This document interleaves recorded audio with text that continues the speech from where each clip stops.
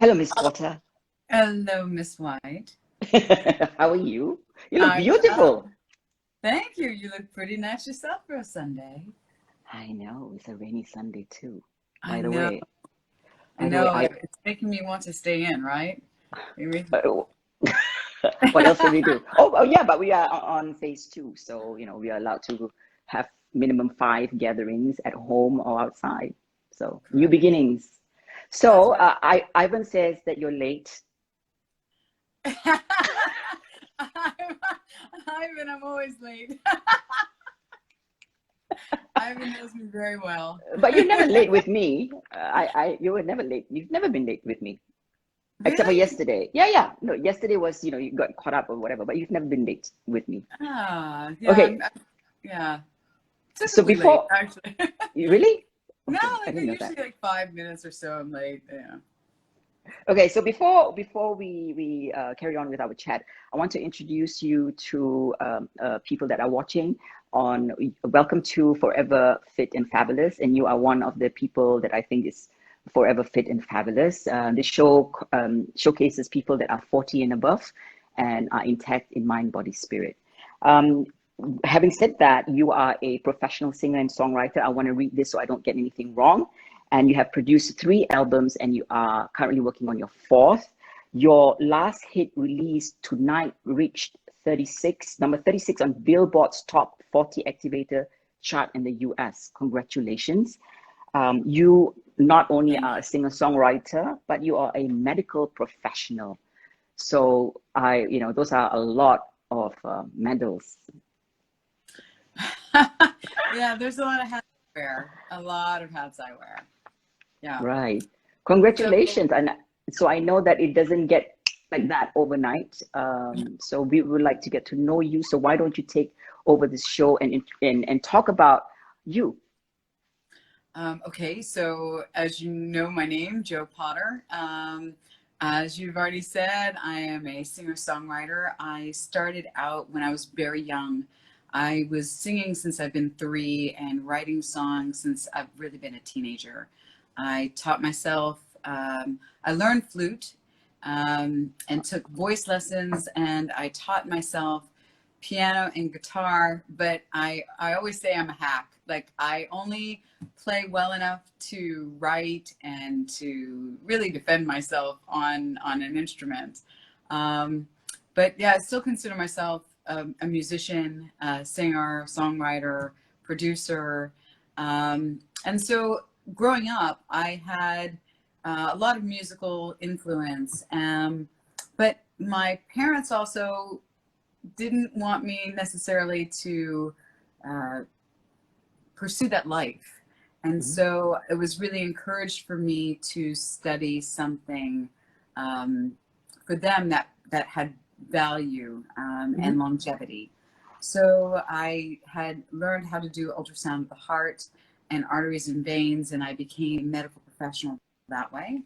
Um, After that, I actually saw patients, and all the while in tandem still fulfilled my musical um, yearning to write and to sing, all in tandem. And then, yeah, I got very, as one career was peaking, and I was going all over seeing patients and doing contract work all over the United States. I decided that I wanted to get very serious about music, and that's when I started to really write and produce my first album. That's fantastic. So how you moved to Asia when and how long ago was that? And where in Asia was the first destination? Ooh, oh, let me go back for a second because that's sort of All a right. convoluted story. So I was living in the States, and I had decided, to locate. I was living all over. I was doing contract work everywhere in the United States and traveling. And then I decided to get very serious about music, and I located myself in Miami, produced my first album. Um, Again, doing both professions in tandem.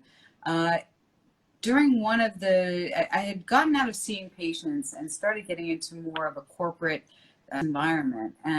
And during one of my business trips, I had been approached to move to Europe, and I had been offered a job in Europe, and I took it. I went to Europe. I was doing it was more medical device and more like a corporate sales job. So I moved to Europe. Um, Okay, sorry, I lost you for a minute. but my Yeah. did you catch that? Yes.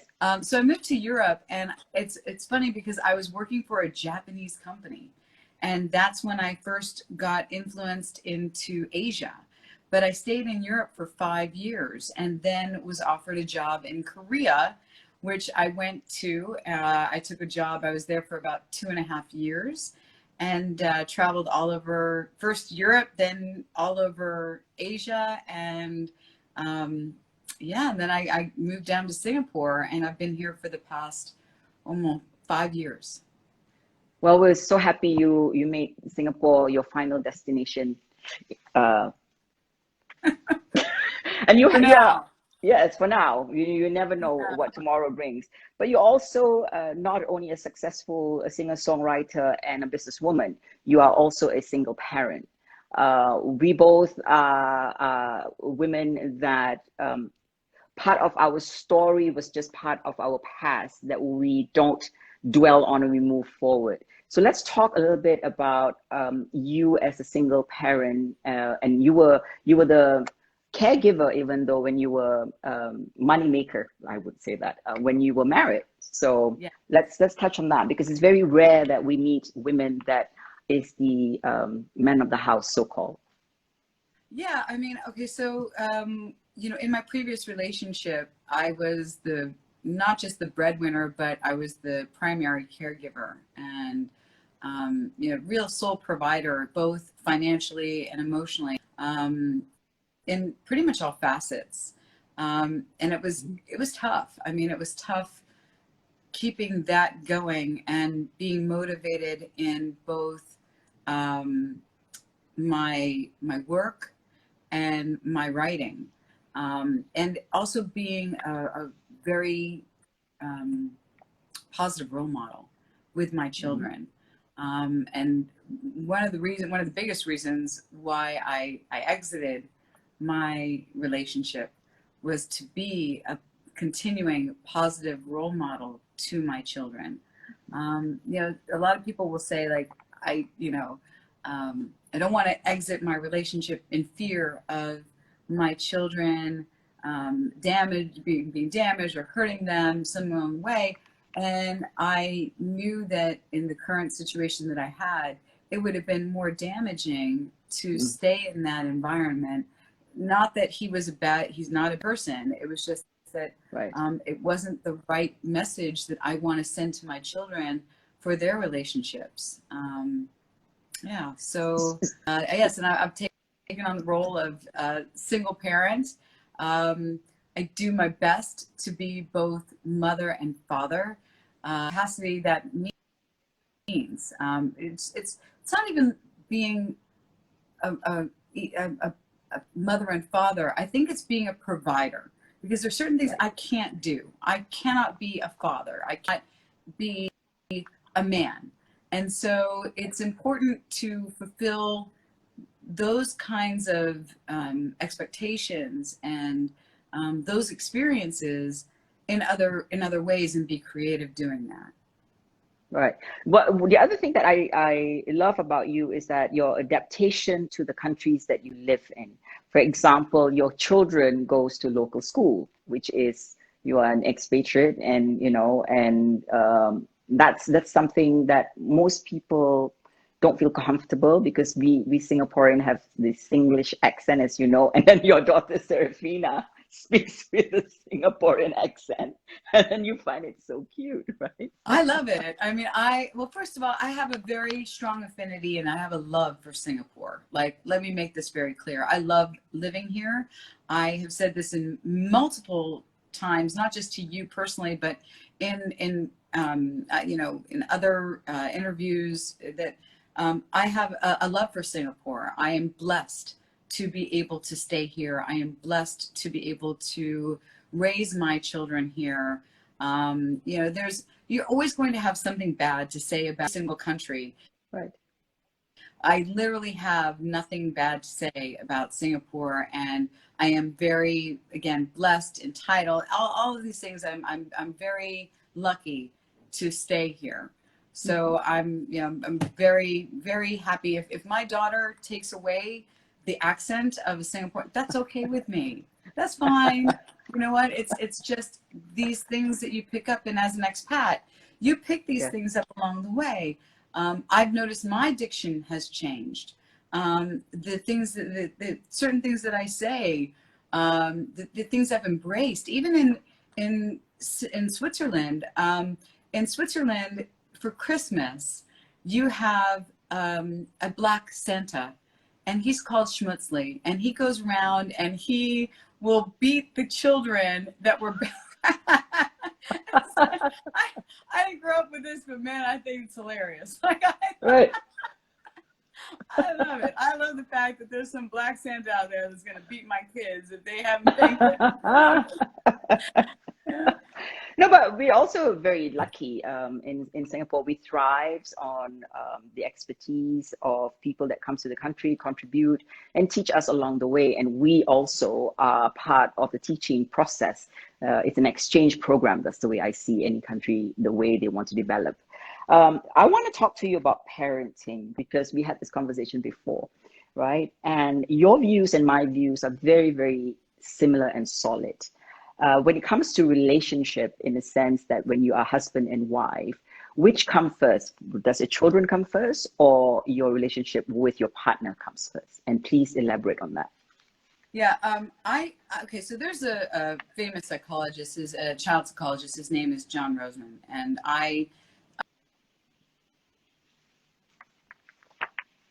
Hang on a about second. that. Yeah. Let's plug you in. Right. I should actually, all right. So, I there's only one book I really read about parenting, but it also substantiates my philosophy that my children are not the center of my universe. It is about me. It is about my partner that comes first, and the kids will follow suit. Kids are resilient. Children learn from what they are taught. And I don't believe that I don't think thing to make your children the number one most important thing in the world, because that breeds entitlement. And I don't think anyone appreciates that out of a child. And hence why my children are well behaved. They're very polite. I honestly I wouldn't tolerate anything less than that. But yeah, that's my philosophy on children and parenting, is that children will follow suit of your example. I think that one of the many things that we connect and we agree on, and it's not for everybody, but that's the way we raise our kids. And my philosophy is, if your children are brats in the house and it doesn't expose to the outside, that's fine, nobody's business. But if you raise kids that are brats and they go outside in the community and I would be affected by it, and they impose on me, then I don't have to put up with it. That's the way I see it. So, can you tell us a little bit about your childhood? And your children are lovely. I mean, like, yeah, but, and Laila, your children are lovely. They are well adjusted. They're productive. They're well educated. I mean, for them to be living abroad in the States, like, it's funny because when you sort of adopt the parenting philosophy, Right. first of all, look at the people who have done it like yourself. It's evidence that it works. Right. Right. I mean, we are the sole provider, and it's very difficult to. It's a big, it's a big juggle, and both of us managed to pull it through without complaining, and we just do the things for their benefit. At the end of the day, it's their benefit, and you see the long-term goal. It's never easy, and if it was easy, everybody can do it, right? Yeah, and it's, you know what, and honestly, like, I know it's not a very popular belief. Like, I Yeah. know it's not a very popular philosophy to take on. It's a bit old school. I totally admit it, but it definitely breeds independence, and it Yes. nurtures our children in a way to have, better thoughts, better understanding of other people's feelings. It raises their EQ. They Yeah. have to become more emotionally in tune. Yeah. So, yeah, it's, look, all I can say is that it has worked for me. It's worked for my children, and it works for my friends, because anybody who wants to spend time with my kids and me, they're actually quite pleased. Yeah. Yes. So tell us a little bit about your childhood, your family Oh, background. oh How Lord. many are there in your family? Yeah. So I come from a pretty large family. I'm the last of four. I, um, yeah, I have two sisters and a brother. And growing up, it was just, it wasn't a good situation for me. My parents had me, like most parents, had children when they were young, and when they weren't really, I mean, they barely survived their own relationship, let Mm. alone having to understand how to raise children, and you know, being that I was an extremely strong-willed and strong character child, it was I can understand their plight. It was Hmm. probably very difficult for them to um, to raise, and four children. I mean, I've got two and I'm exhausted. Like, I said to my mom, like, I love you had four, because I'm the last of four, but you're crazy. Like, I don't have the I don't have the energy for like two, and I've got two helpers. Like, really?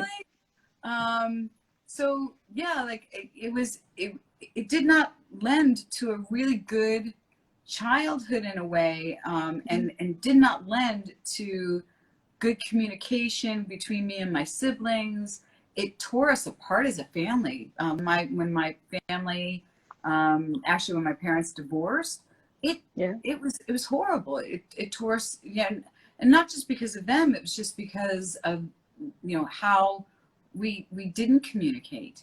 Mm. And it wasn't until later that in my life that I knew something was wrong, and I went and I sought guidance and help. And my communication levels are so much better. Right. And as such, what's interesting is me sort of being somewhat of the divider in some ways. I mean, I wasn't the catalyst for my parents getting divorced. That was their relationship. Right. Um, I was always the black sheep. I was always the black sheep of the family. Interestingly, and now we're older, I feel like I'm the glue. I'm the one that's actually gotten Right. everybody back together, and our relationships are, I think, that much better off now. So that's one of the reasons why we connect again, because I was the black sheep of the family and literally black.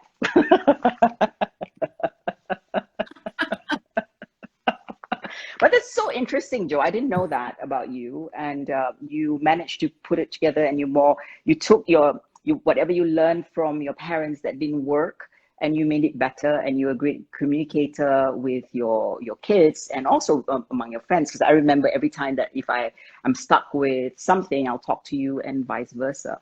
I think whatever we do in life, whatever it's doesn't serve our purpose, we have to do better, and we can't be judgmental of our parents anyways. They have they did their best with the things that they have, right? Oh um, yeah, for sure. Like, look, if I was in their shoes, I was in my 20s when I had right. my kids. Like, oh please, like, Right. honey, please, like, that would be Right. such bad. I was. I mean, look, I was immature in my 20s. I'm still immature in my 40s. Like, True, true. Same, You same. know? Oh, Uh, go on. I want to say a hi to Tira from Indonesia. Tira is a friend, so Tira hardly tunes in, so you must be very special for Tira to. So I want to ask you also, you know, you're a good-looking woman, you're smart, and you are very sexy. How do you deal with advances when doing business? How do you deal with that?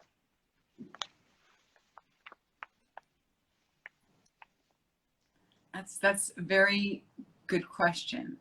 Um, it I've had a varying degree of advances from mild flirtations Mhm, to outright almost harassment. mhm, Um, and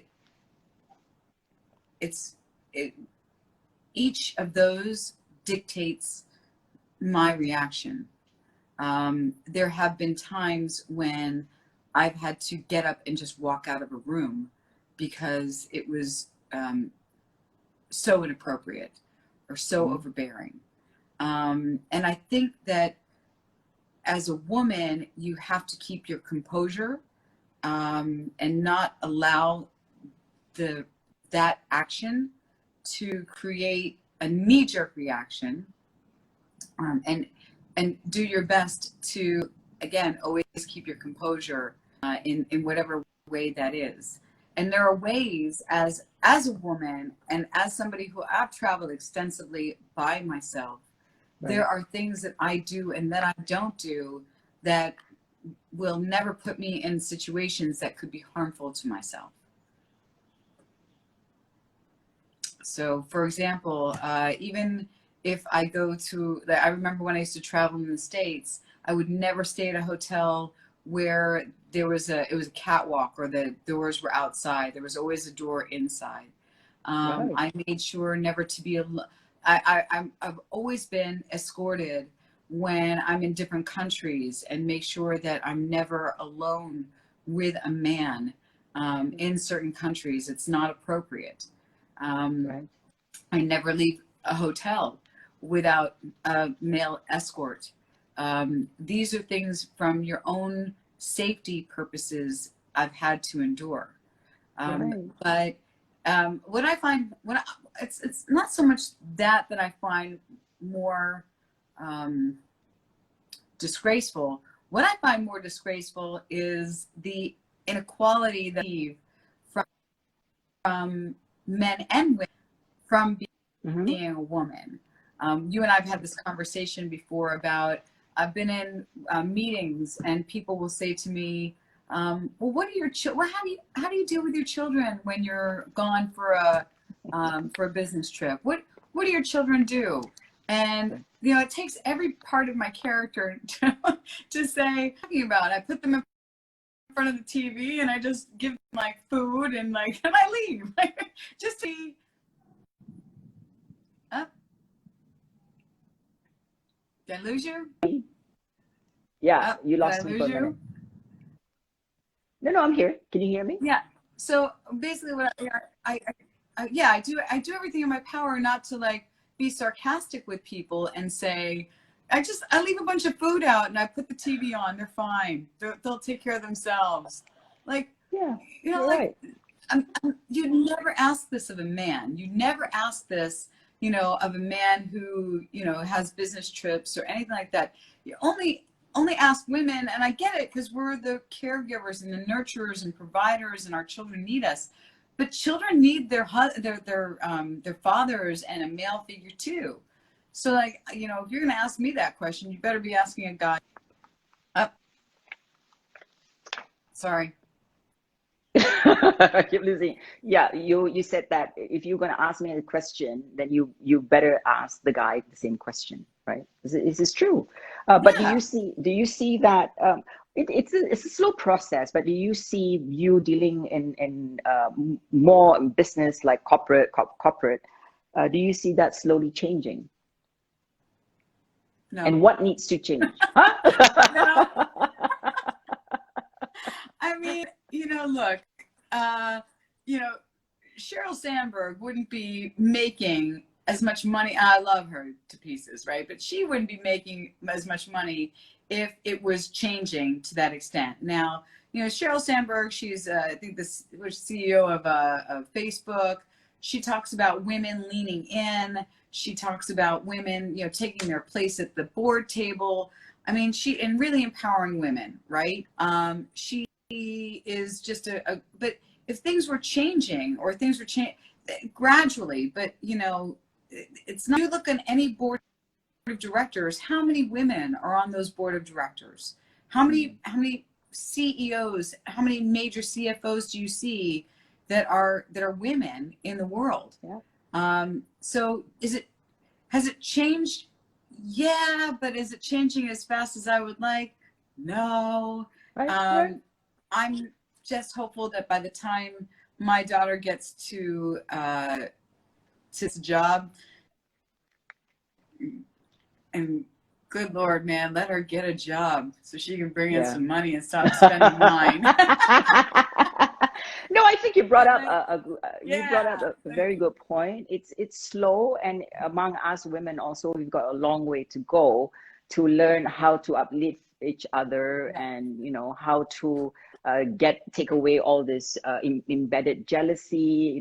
Because we were taught one man, five women, we have to compete and all that, and slowly, I mean, we have to give ourselves time also to unlearn what we learn along the way for centuries and centuries.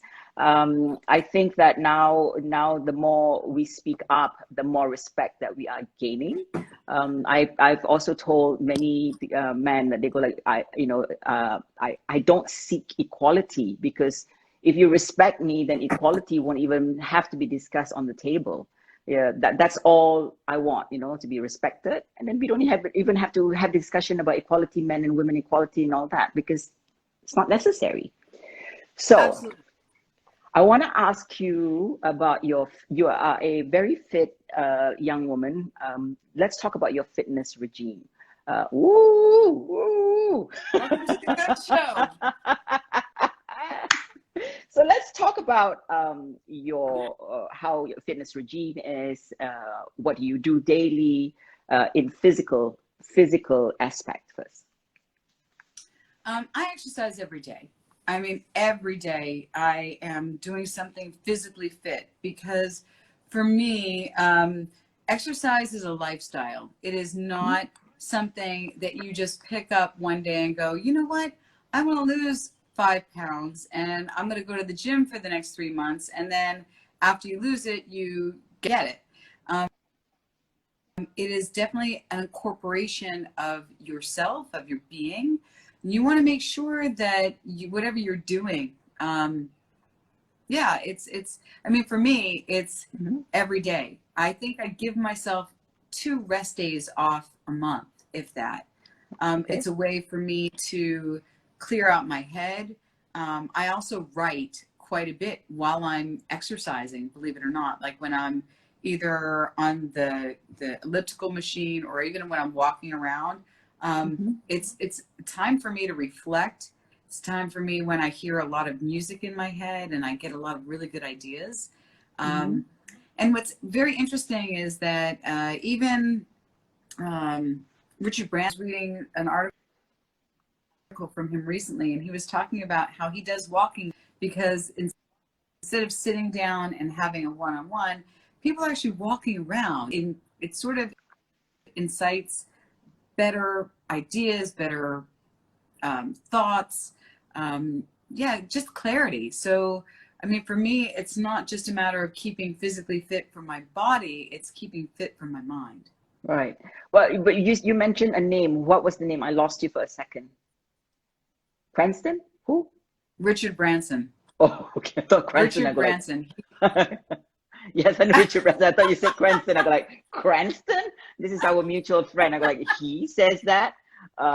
So Cranston would never have a thought like that. I know. So what is you do cardio and you also do weight training, right? I assume. Yes. So I love cardio. I love just the burn. I love the sweat. I love air. There's nothing bad about cardio. Like, you know, Right. I've never met a cardio machine I didn't like. Um, yeah. Um, but in that same, but I also recently, about maybe I'd say 2 years ago, started incorporating a lot more heavy weights.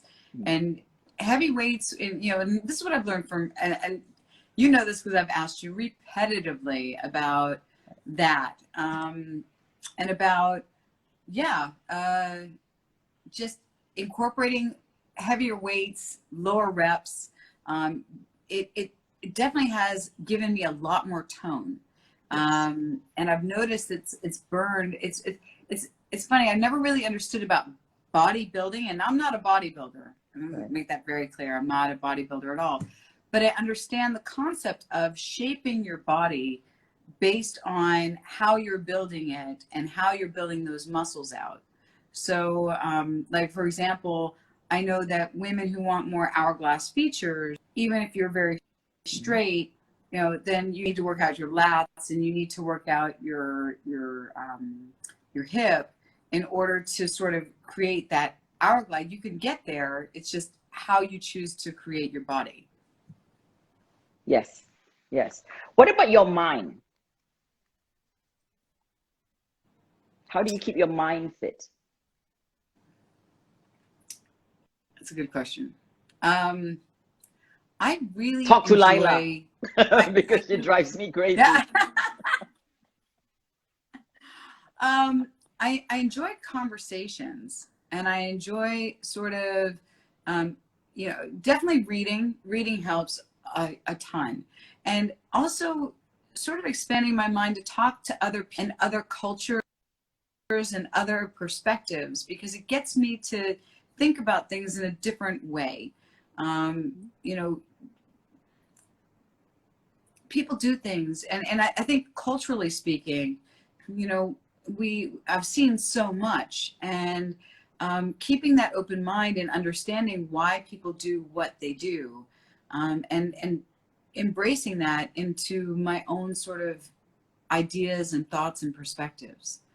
um, yeah, I would say that I would say also, like, assisting my children with their homework has definitely kept me sharp. Like, okay, love Singapore, but what is with these mathematical models? Because I'm like, what the hell? Yes. I've Like yet to two use plus whatever I two learned in school. is, you know, like, yeah, I'm like I gotta go back and learn this stuff. So that's actually been kind of fun and helpful. But yeah, nothing makes you feel like a big dummy than trying to do your kids' homework. But has that been? Because now, I mean, recently the schools all have just opened. So, what do you think about teaching your school homeschooling? What's your views on homeschooling for you? um, I've always had respect for teachers because in my family we have a few teachers, so I've always had respect in that regard. Um, I I love that I had this time to spend with, to interact with them in this way. I love that I had the time to, and I still do. I sit down with my kids for an hour a day and we go over their homework. We go over everything. You know, we're doing all of that. And I'm extraordinarily fortunate that I work from home. So I get to have a lot of flexible time where I get to spend with my children and do that. Um, it's hard though. Like, if I have to, what was it recently that I just, like, it totally, um it was something like an adjective of time, oh, a preposition of time. Like, you know, I really have to go back and once I learn it and understand, I'm like, okay, now I understand, I can teach that. I just, I will, the takeaway though is the fact that my kids will know that I sat down with them. Like my parents never Right. did that with me. but they will Okay. know that I went down with them. I'm teaching my son how to write paragraphs and how to do creative writing. And so I'm really proud of that. Frustrated as hell, but Yeah. proud of that nonetheless. How old are your kids? So the audience will know how old they are. Ah, so my son is 9, he'll be 10, and my daughter is 6. Wow. They both are, like you said, in local schools. In fact, now I'm learning Mandarin, so I'm Right. learning Mandarin so I can keep up with them. Fantastic, Joe. What is your biggest challenge in? I know you travel, you know, with fitness routine. You have to stick to a routine whenever you're traveling for work. What about the mind? What are your challenges that you face to keep your mind, you know, intact and at peace? I think it's the quiet. Like I take a certain amount of time every day to be quiet and to allow my thoughts to overtake, and also like to quiet them too. Like sometimes, like I'm a woman and my wheels are turning, but in the morning specifically, that's my quiet time, and I don't want any noise around. I need it just to be, and some people meditate. I guess it's in some ways my form of meditation, but Mhm. I really need it just to be, yeah, quiet and let my mind sit for a while before it starts to work. Mm.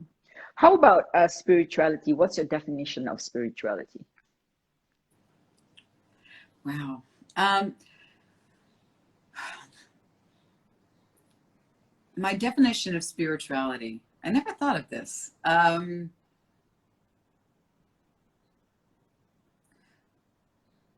think, and now that I'm thinking about it, maybe my definition of spirituality would be whatever is in your core values and beliefs, to make you feel more whole just within yourself. So Write whatever a that song might about be. that, woman. But that's a good, that's an excellent definition. Yeah, I mean, whether your idea of spirituality is, um, your meditation, going to church, um, giving back, whatever that is. I think spirituality has to do more with, just being more comfortable in your own skin, in oneself, in that growth. Because we all grow. We all grow, whether it's whether you want to or not. You grow. Um, and I think from that perspective, that yeah, I think you need to, like, it's that spirituality is really about making oneself whole or feeling that Mm, wholeness that we had as, and it's funny, like we had that as kids. And I think that right. we tend to grow away from that as we get more complex and we get more things from the outside world of what we should, could, would be. Um, and that's a dangerous place to be. Yeah. At what age do you think that you discover spirituality? 30, 30. 30. What happened?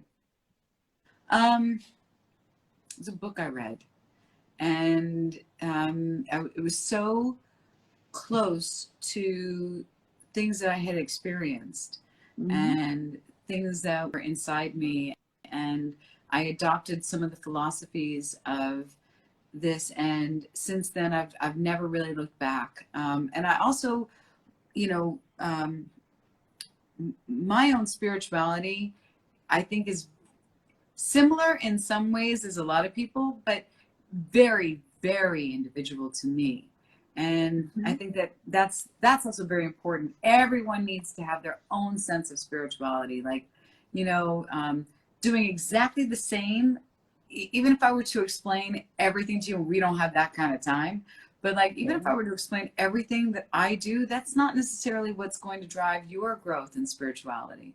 So you have Yeah. to sort of maybe embrace a few things here and there, and you pick up along the way, and you sort of come into your own. Can we claim that you are comfortable in your own skin now? Very much so. Congratulations. You won a Very much so. prize. Yeah, no, I very, yeah,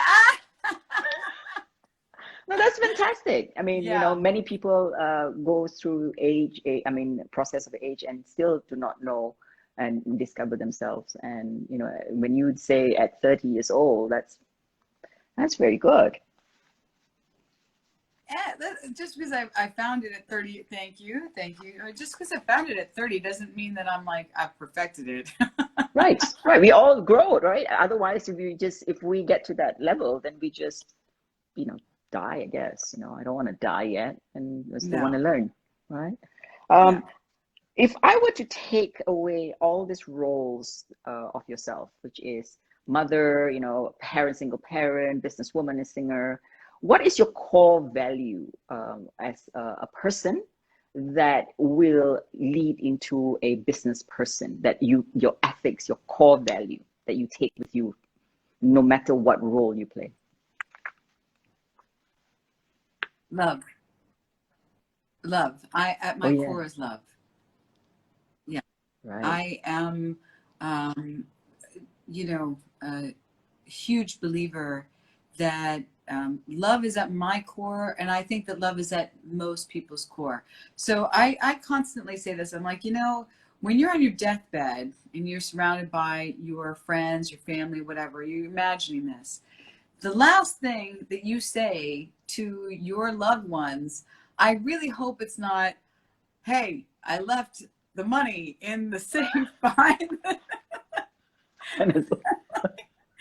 like you die. Like I would hope that my last breathing statement is, I love you.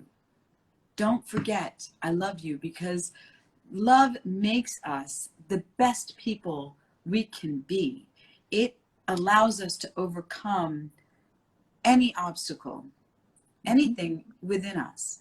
And when we have the ability to not only to love others, but then to allow ourselves to be loved, whether it be by others or by ourselves, we become the the pinnacle of the most potential of who we are.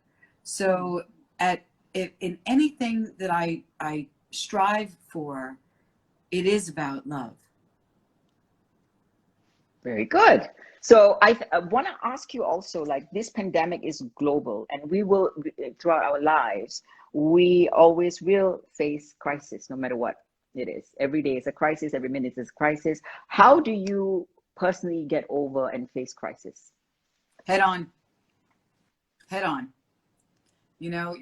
Crisis you cannot run away from.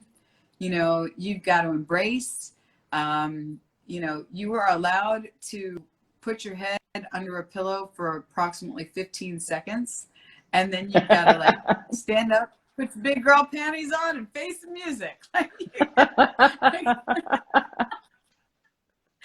That's your yeah, philosophy, right? So, so yeah, when did you discover this?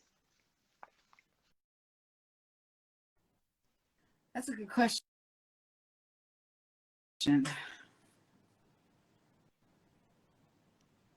When did I discover this? I discovered this when there was a point in my life where everything came crashing down on me. I lost what seemed like everything at the time. They say that the worst things happen to you, they've rated like the stress level. The worst thing that can happen to you is like a death, losing your job, moving house, like all of these things, right? Ending relationship, whatever. All of that stuff happened to me all at the same time within a month. And Wow. it was overbearing. It was overwhelming. And it wasn't only the first time that it's happened. There's been a couple of times that it happened, and it was tough. It's very, very tough. And what I learned from that is, again, no matter how much I wanted to retreat or run, and that's the other thing I learned about myself. Like, I am not, when they say are you fight or flight? I'm flight. Okay. I run away. I Right. run away. But when it comes to adversity and when it comes to conflict, no, because when you do that, it's like garbage. If you just leave it on the road, it's Yeah. gonna fester and get worse. So it has to get, in order to really tackle any kind of conflict or any kind of adversity, you have to do it head on. And the sooner you do it, the better it is for you and the better it is for your soul. What do you think that what do you think that you would like to learn about yourself coming coming forward? Is there anything that you would like to like for me, I would like to learn patience. Uh, is there anything that you want to learn and be better at? Mandarin. That's a good one. But I'm sure you are a high achiever. um, You will nail it. yeah. Look, my Mandarin is, is okay. But I mean, like, as a person, what would I think, and I'm learning it. I am learning it. Is being a better owner. Mm, mm, Always being a better partner. Always furthering my communication level, and helping to promote others have the same kind of communication with me when I have with them, and right. the big, actually, I one more is connection. Like, I love connection. I love, and furthering that connection. I want to learn how to further my connection levels with others. Okay. Another question before we finish. There's two questions that I want to ask you. One is, do you give yourself enough? Do you give yourself credit? Do you pat yourself on the back and you feel proud of yourself? You have to. I mean, but I don't do it as much as often. And every birthday, I always have a mantra. A few birthdays Mm-hmm. ago, it was be kind to yourself, because I own worst critic. And I have to remember to be kind to myself, because no one else will. Okay, you'll Right. be kind to me, but like, I'm with me all the time, and I'm exhausting. So, like, I need to make sure that I'm kind to myself. So yeah, that's a big one. And so I have to remember to say, and I do. I'm also quite cathartic. I have a box full of notes and cards, and again, on my birthday, I go through them and I see Mm, how um, I've inspired others and how I've touched others, and that is really important so I know how I'm leaving my mark and what place that I've left in this world. right. So it's I can tell you, I do it at least once a year. Great. That's fantastic practice. It's So good. I have on my birthday, on my 49th birthday, I asked people to write a eulogy on my as a birthday present, and I still have them. Every year I open and read it. Yeah, it's Okay. great. It's great. I want you to advise people that are listening in that it's looking for to be intact in mind, body, spirit. So we are all, people that are 40 and above. We have gone through experiences that we are still learning and part of the journey of life. What advice can you give to people? Trust the journey. Take your risk. Be bold. Yeah, Be brave. You have nothing to lose in this yeah, journey. Yeah. And nothing ventured, nothing gained. So, don't be afraid in this journey to love yourself. Don't be afraid to love others. Don't be afraid to show it. Um, hmm, yeah, fear is the one thing that holds us back tremendously, and that is like the biggest deterrent. So don't be afraid. I think that's what I would say. That's fantastic, Joe. I think that I'm so happy to meet, especially women like you that are fearless. I mean, you've got nothing to lose, like you said, and more and more people, especially women, that needs to lead that life. What do you make a mistake? So what? Get up and go and do. Keep repeating it, or don't repeat the same mistake and just move to something else. Um, I wish you all the best and thank you for being on this platform. It's really always a pleasure. We always had a good laugh. We have a good laugh. But I wish you all the best with the fourth album and look forward to it. Thank you. And congratulations to all your success. And thank you for being such a good friend. And thank you for having me. And congratulations to your success Thank you. on Life by Laila, which is the #1 rated lifestyle show on MSN. Yeah. Well, Little it's plug on for you. oh, thank you. I wish it will be on MSN soon, but it's on was on MNC. Oh, MSN. Oh. But thanks for the promotion, though. I love you. I'll see you soon, and thank you. And this won't be the last time. And I need people like you to inspire people and help us along the way to be better people and human beings. Thank you for Love you, having me. girl. Mwah. Bye. Hugs, hugs. Love, love, love, love. Love, love. Bye, Ivan. Say bye to Ivan. He's putting love sign. I know. I love you. We're all going to see each other on Monday. That's tomorrow. Oh, see you tomorrow. Bye. Bye, girl. Thanks. Bye.